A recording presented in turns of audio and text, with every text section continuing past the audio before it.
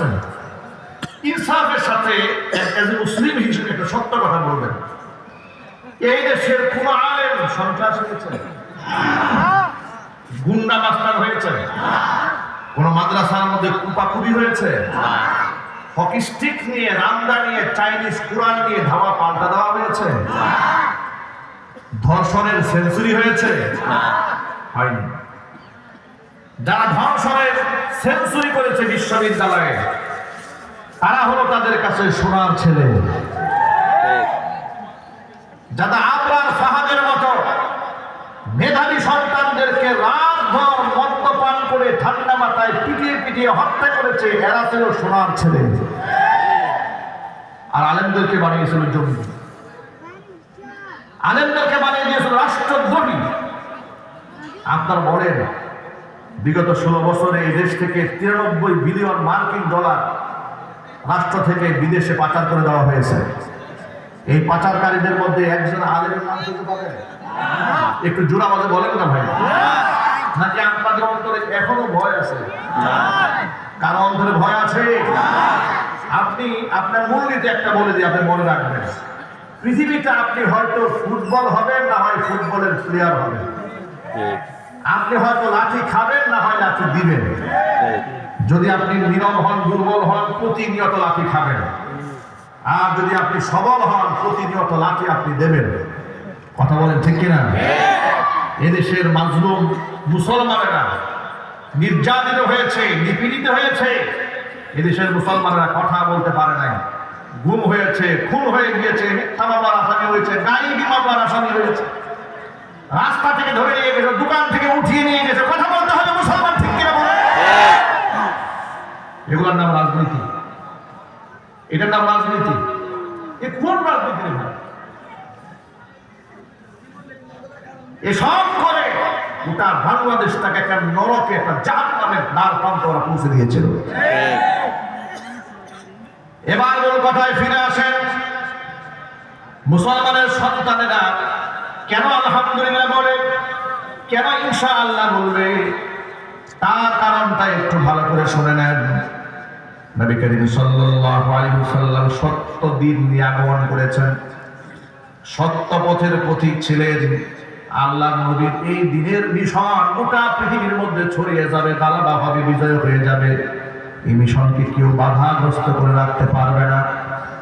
বিগত জীবনে যারা বাধা দিয়েছে, ইতিহাসের পাতায় তারা ধিক্কৃত, নিন্দিত হয়েছে, মানুষের কাছে লাঞ্ছিত, অপমানিত হয়েছে, মালউন হয়েছে, অভিশপ্ত হয়ে দুনিয়া থেকে বিদায় হয়েছে। কিন্তু দিন যেমন ছিল, আছে, ভবিষ্যতেও থাকবে, কিয়ামত পর্যন্ত রুখে দেওয়ার শক্তি পৃথিবীতে কারো নাই।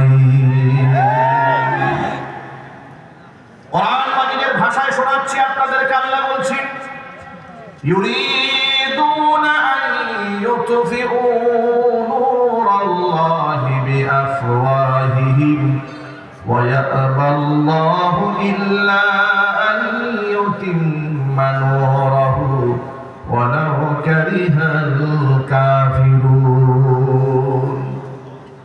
মুখের ফুৎকার দিয়ে ওরা চায়, মুখের ফুৎকার দিয়ে আমার দিনের নূরকে, আলোকে নির্বাপিত করে ফেলতে, কিন্তু ওরা পারবে না। আমি আল্লাহ চ্যালেঞ্জ করলাম, ওদের মিশনে ওরা ব্যর্থ হবে। কাফির বেঈমানদের অন্তরে যত আঘাত লাগুক না কেন, আমি আমার দ্বীনের নূরকে পরিপূর্ণতায় পৌঁছায়া দেবই দেব। জোরে বলেন সুবহানাল্লাহ। যখন ওরা দেখলো যে কোরআনের আকর্ষণ থেকে মানুষকে ফেরানো যায় না, নিজেরা মনে মনে সিদ্ধান্ত নিল, মানে যদি সত্যি হয়ে থাকে তাহলে তো একে বেশি দিন বাধা দিয়ে রাখা যাবে না। কিন্তু আল্লাহ নবী সত্য বলেন নাকি মিথ্যা বলেন, এই কথা যাচাই বাছাই করার জন্য মক্কা থেকে 2 জন কাফেরকে তারা নির্বাচন করল। 2 জন কাফের, একজনের নাম হচ্ছে উকবা ইবনে আবি মুঈত, একজন নাম হচ্ছে উকবা ইবনে আবি মুঈত, আর একজনের নাম হচ্ছে নজর ইবনে হারিস। এই 2 জন বিশিষ্ট কাফের, বিশিষ্ট ব্যবসায়ী মক্কা। এই 2 জন লোককে তারা মক্কার লোকেরা পাঠিয়ে দিল মদিনাতুল মুনাওয়ারায়। ওখানে আহলে কিতাবের বড় বড় আলেম আছে, ইহুদি পণ্ডিত আছে, খ্রিস্টানদের বড় বড় আলেম আছে মদিনায়। সেখানে তারা যাবে গিয়ে মুহাম্মদ সাল্লাল্লাহু আলাইহি সাল্লাম সম্পর্কে জানতে চাবে যে আল্লাহর নবী যে কথা বলেন কথাগুলো সত্য নাকি মিথ্যা যাচাই করার জন্য পাঠিয়ে দিয়েছে। কারণ আহলে কিতাবরা নবীর সম্পর্কে এত জানতেন আর এত বুঝতেন, ইতিহাসটা আপনারা শুনেছেন। নবী করিম সাল্লাল্লাহু আলাইহি ওয়াসাল্লামের কলিজার টুকরা চাচা আবু তালেব রাসূল পাক সাল্লাল্লাহু আলাইহি ওয়াসাল্লাম যখন ছোট ছিলেন তখন তাকে নিয়ে ব্যবসায়িক সফরে সিরিয়ার উদ্দেশ্যে রওনা হয়েছিলেন।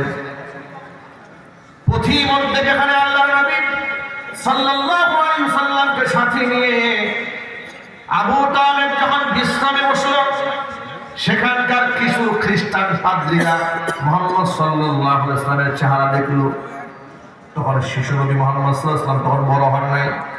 নবীর চেহারা দেখা মাত্র আবু তালেবকে জিজ্ঞেস করলো, এটা কে? বলে ইনি আমার ভাতিজা।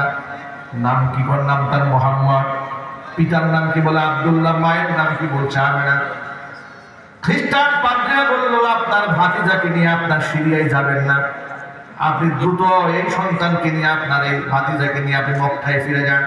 জিজ্ঞেস করলেন কারণটা কি? কারণ কি, কেন মক্কায় নিয়ে যাব? তখন সেখানকার খ্রিস্টানরা বলল, আপনি হয়তো তাকে চিনতে পারেন না, এই বালকটা হচ্ছে সেই বালক যে ব্যক্তি আখিরি জামানার পয়গম্বর হবে। সুবহানাল্লাহ।